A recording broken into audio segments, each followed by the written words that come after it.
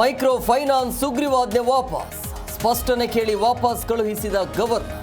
ಕೆಲ ಲೋಪದೋಷ ಸರಿಪಡಿಸಲು ಸೂಚನೆ.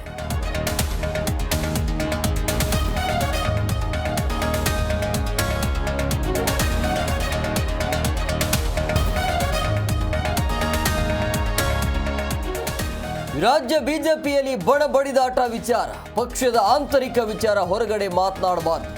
ಬೆಂಗಳೂರಲ್ಲಿ ವಿಪಕ್ಷ ನಾಯಕ ಅಶೋಕ್ ಹೇಳಿಕೆ.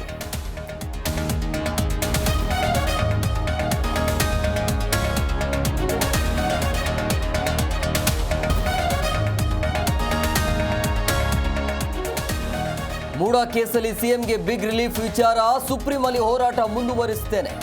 ಮೈಸೂರಲ್ಲಿ ದೂರುದಾರ ಸ್ನೇಹಮಯಿ ಕೃಷ್ಣ ಹೇಳಿಕೆ.